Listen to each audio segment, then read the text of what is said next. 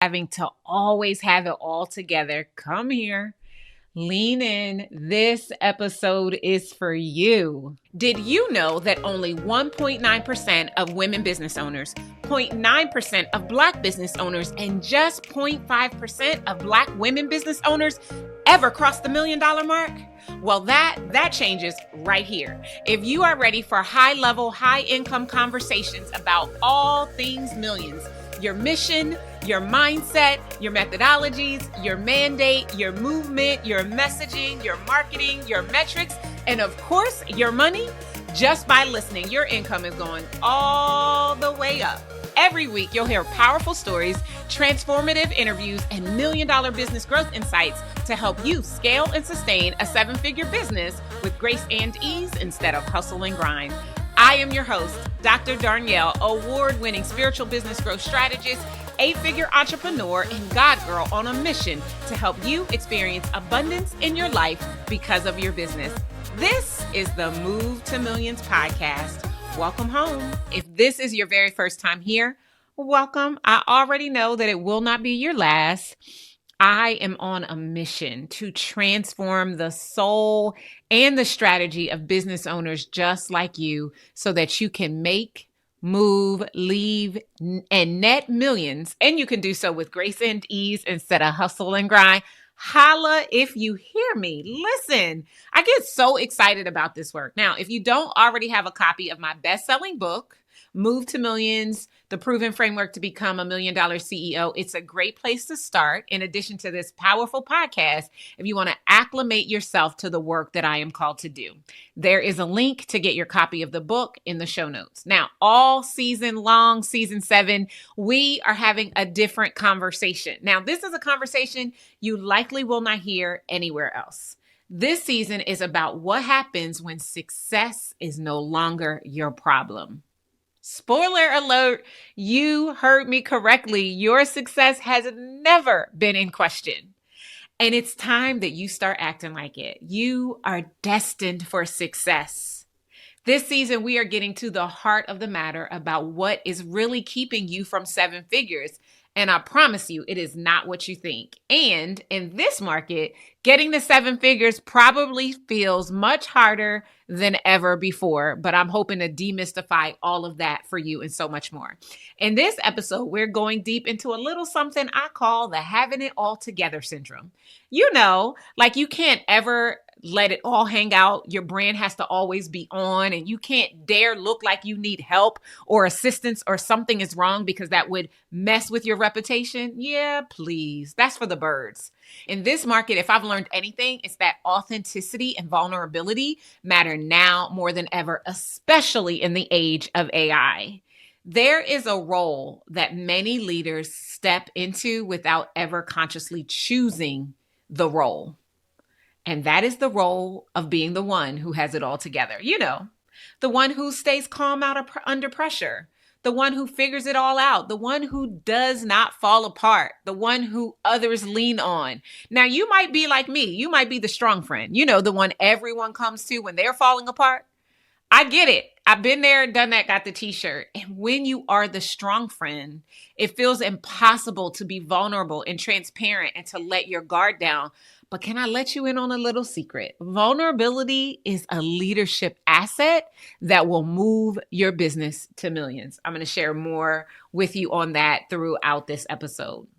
Now, when you are the one that everyone depends on, you probably started out really grateful. I mean, at first, the role looked like it was about strength. Like, it feels like responsibility. It feels mature. It feels like you're adulting. It feels necessary. You are needed. And don't we all need to be needed?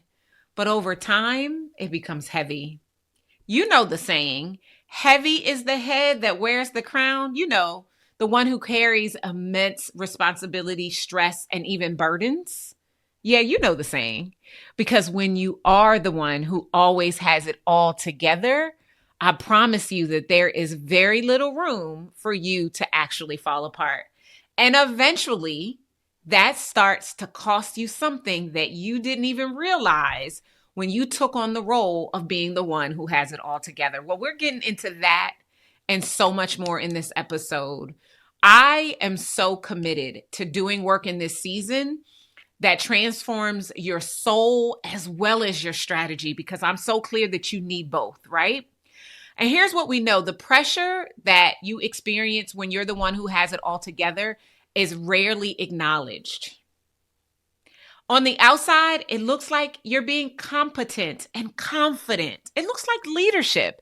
It looks like resilience. It looks like success. And who does not want to be successful? And internally, you begin to tell yourself things like, this is just what it means to be a leader.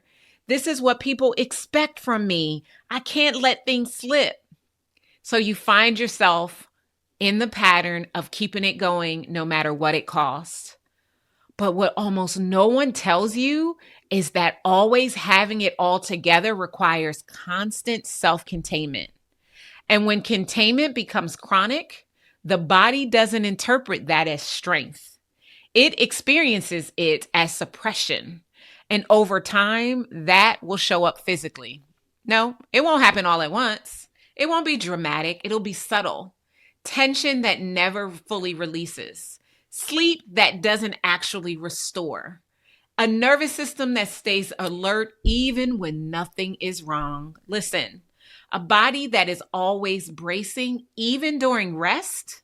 This is what you have to look forward to. And eventually you stop noticing the signals altogether. Not because your body stops communicating with you, but because you learn how to override it in the name of what you call leadership. That's the real cost of chronic self-containment. And I want you to understand that, yes, self-containment does have a cost, and the body is always the one who's holding the receipt. It doesn't just disconnect you from rest. It disconnects you from yourself. And that is what we have to change. If you are truly going to be the sanctuary, if you are going to be the safe place where wealth, where leadership, where legacy resides, then something is going to have to give, especially if you are a high level leader. None of the conversations we are having this season are an accident. When I made the decision to make this entire season not about strategy and about what happens when success is no longer the problem, I knew it would require that I go deep. I knew that it would require that I unearth some of the things that maybe you haven't thought about, or you thought about them and you hoped nobody would know that you thought about them so that you could just squash them. And here's what I want you to understand. None of this is about personal failure. According to research that's been summarized by the Harvard Business Review, leaders are significantly less likely than their teams to admit uncertainty, stress, or emotional strain, even when they're experiencing it on a regular basis internally. But this isn't because leaders don't feel those things. No, it's because leadership culture trains us out of suppressing and not actually expressing the way that we feel and what's going on. From early on, leaders are rewarded for composure, for decisiveness, for emotional control, for staying steady while others are unsettled. And you know what? Can we go back further than when you were a leader? Let's go back to childhood. How many of you can remember being out with your parents or someone who reared you or was watching you and having a moment that preceded in you crying or having a temper tantrum? How many of you can recall that that person who was in charge of your care at that point in time probably said something like, "Stop crying or I'll give you something to cry about"? You been there? You done that? You with me? Listen. So leadership and suppressing how we feel and feeling like we need to have it all together, it didn't start the day you got the job in corporate America or the day you started your business.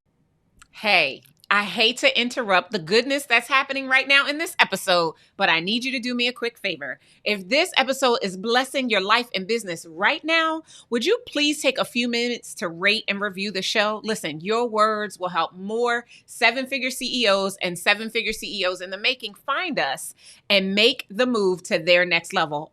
All right. Thank you so much. Now let's get back into the conversation because we were literally just getting this party started. It started when you were a child, when you were yay high to a grasshopper, likely before the age of 7. And y'all know how I feel about your inner 7-year-old. All of these things are indications. They are signs and wonders that are impacting the way you show up today as the grown adult running a whole business that desires to generate 7 figures a year. And here's what I want you to know. It's time that we unearth the pattern, because let's be clear, over time, the quiet that you become in these moments, it becomes a lesson that gets reinforced. Feeling it might be human, but showing it is actually risky. So as leaders, just like as children, we adapt. We stop crying because we don't want something to cry about. We learn how to regulate on the outside, even when things are turbulent on the inside. We learn how to manage our reactions. We learn how to filter our responses. We keep things moving, and slowly, almost imperceptibly, something begins to shift. As leaders, what starts as professionalism becomes self-suppression.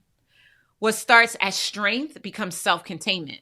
Not because leaders don't value their humanity, but because the environments that we are in keep rewarding the parts of us that can perform under pressure. When is enough going to be enough? That cost over time is subtle, but it begins to add up, right? You don't lose your emotions, you lose access to them. And that is what has to change if you want to have a business that generates 7 figures a year and you want to do it in a way that honors all of who you are. Now, here's where the shift actually happens. At first, having it all together is something that you do, right? It's situational, it's intentional, but eventually it becomes ingrained in you. It becomes who you are. You stop checking in with yourself and you start checking yourself against what's happening in the moment. You stop asking, how am I actually doing? And you begin to ask yourself, what is required of me right now? And performatively, that is how you show up. And when identity fuses with performance, rest becomes very complicated. Because rest isn't just about pausing. It could mean the loss of a role. And I'm talking about the role of being the one who has it all together. Especially when your sense of self is tied to being the one who everybody can come to. The question underneath rest becomes uncomfortable. Who am I when I'm not managing, stabilizing, or carrying everyone and everything? Take a deep breath in. Wriggle your shoulders.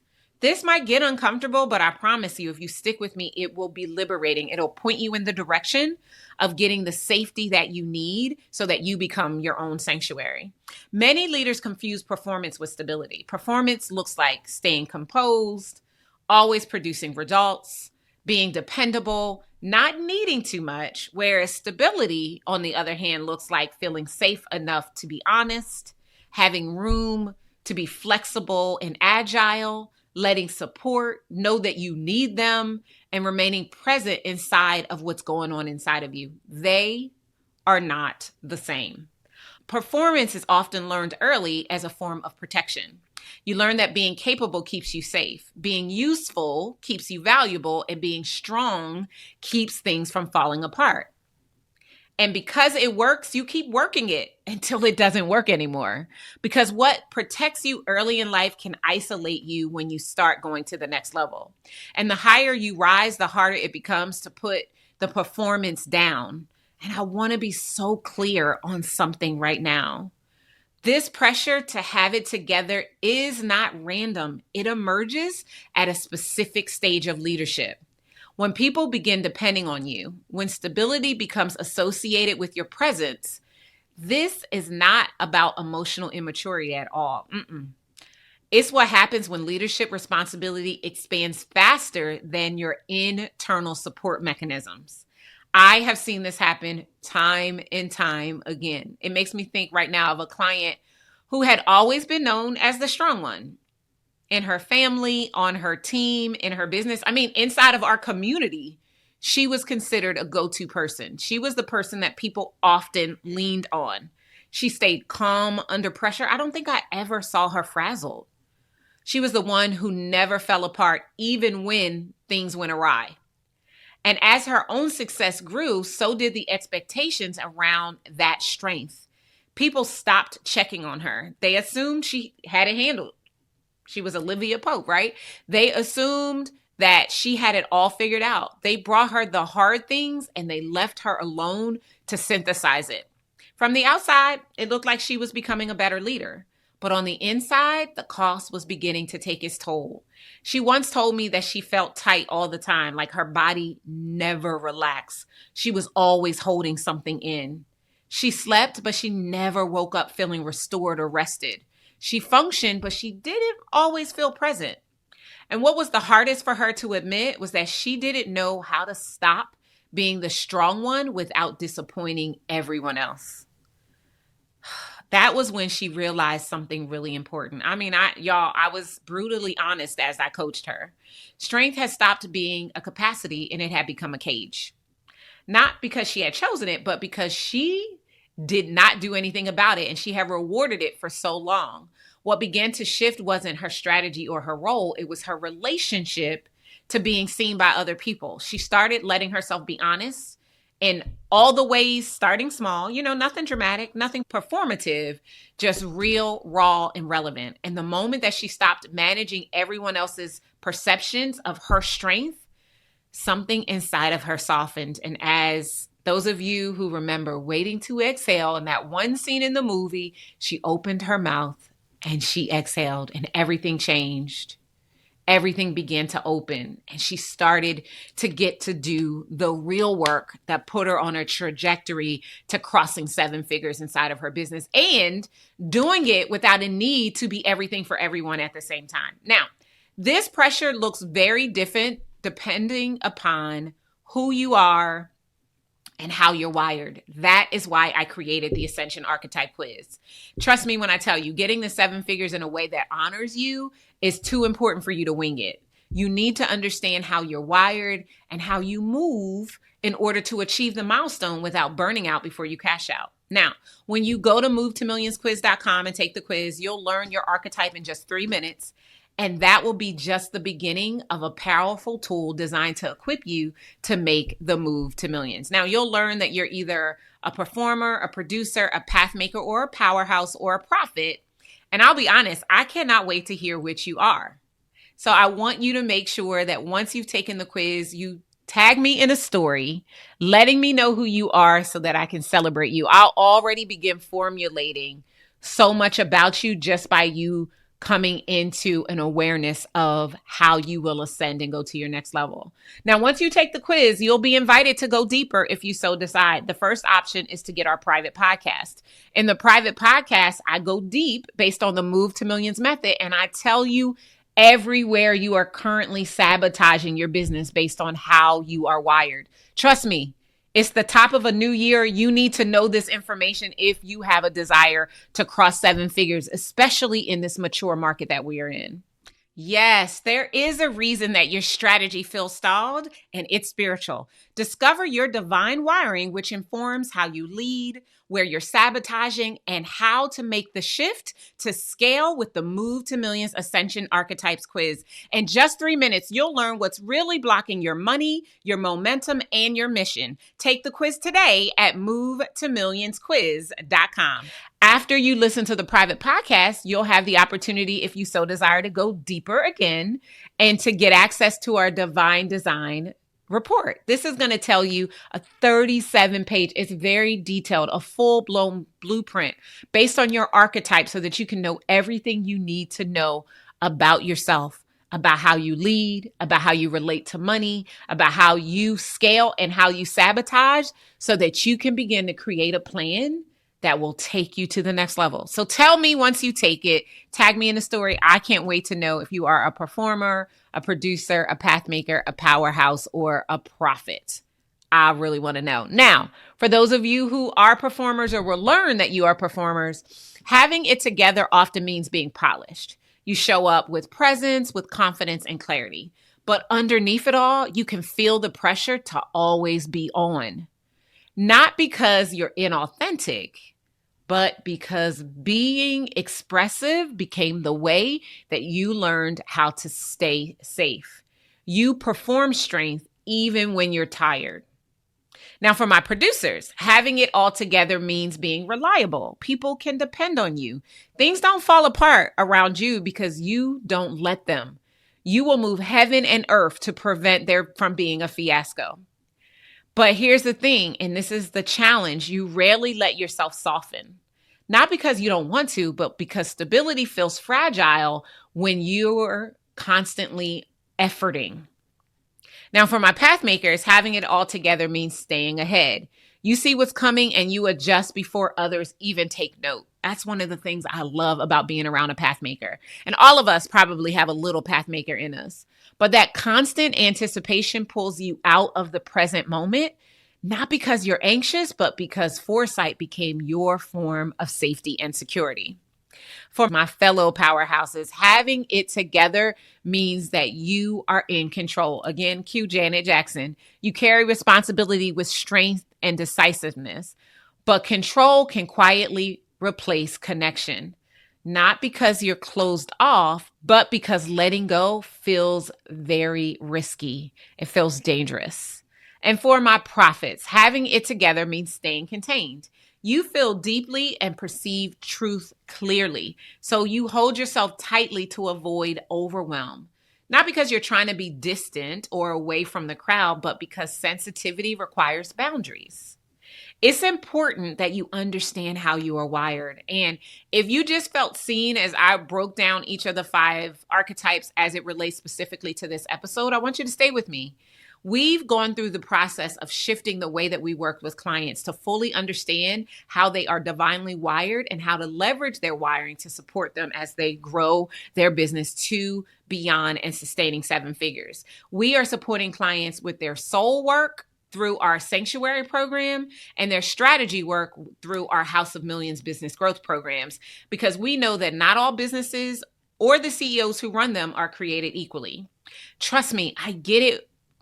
I totally understand why people try to cookie cutter solutions, but the truth is cookie cutter solutions seldom work for the masses, which is why programs will have a few stars, but most won't actually get results. You have to tailor the experience to the individual, which is why our curriculum is based on your archetype, so that way we can suggest ways for you to leverage our insights in a way that will honor how you are wired. And I promise you, it has been a game changer and why our clients are getting results, while most clients and most programs do not actually get results.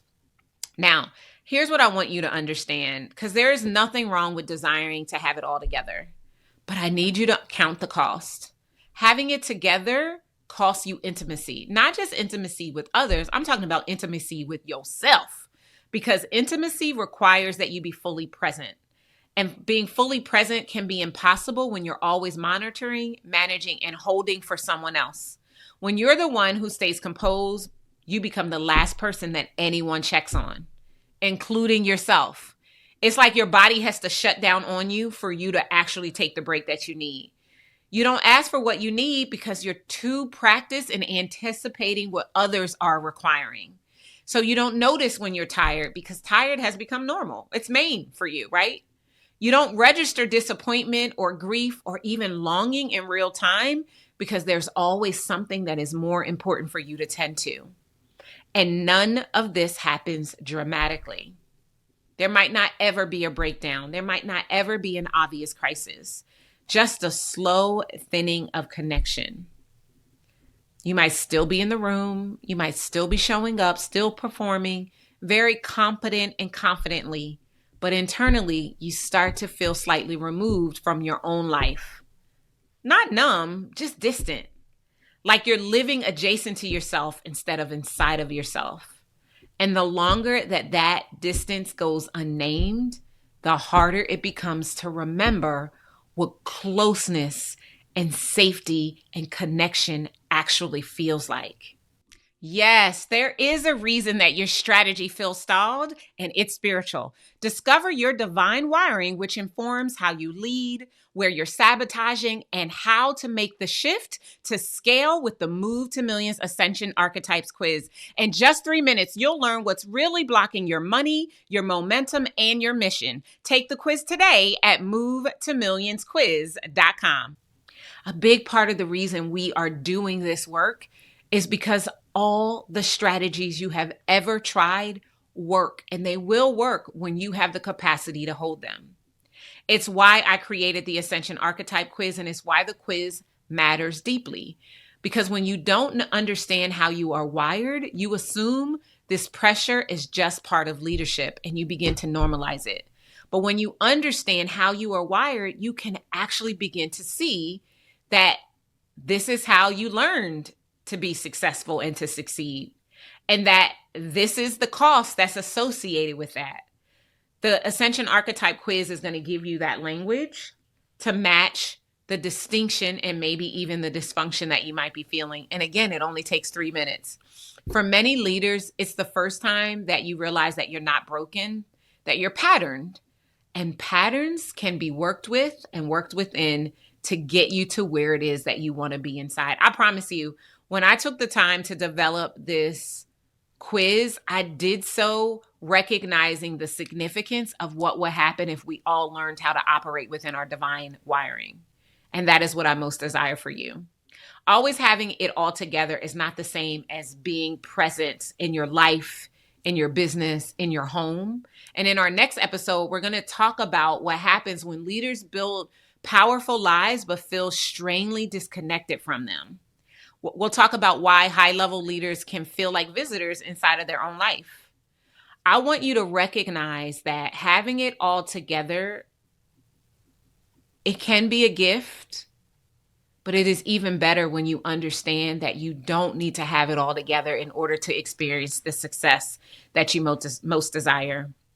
I promise you, right? I always say no one goes to bed a blunder and wakes up a wonder. We're all works in progress. And even inside of my life experience, 8-figure net worth, 8-figure business portfolio, my primary business, Incredible One Enterprises, doing multiple 7 figures typically in a year. And even with all of that, y'all, I still have my stuff. I'm still doing my work. Part of the reason we've been able to sustain 7 figures for so long is because I won't stop doing the work. That is why I'm dedicating this season to having the conversation with you that you need to begin having with yourself.